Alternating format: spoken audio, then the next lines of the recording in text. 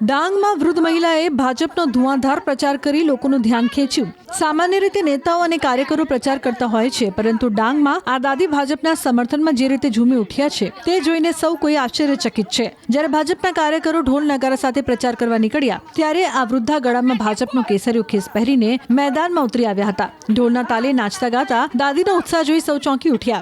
જ્યારે કાર્યકરોએ તેમને આ ઉત્સાહનું કારણ પૂછ્યું ત્યારે સરકારની યોજનાનો લાભ લેતી મહિલાએ ભાજપ કાર્યકરોને આપવીતી જણાવી।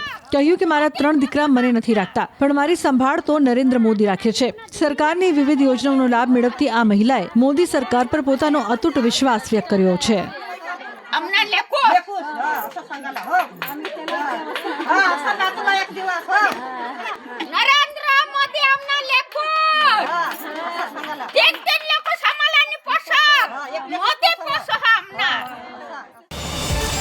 QR કોડ સ્કેન કરો અને ડાઉનલોડ કરો ન્યૂઝ 18 એપ। મેળવો ગુજરાત અને દેશ દુનિયાની પળે પળની અપડેટ્સ।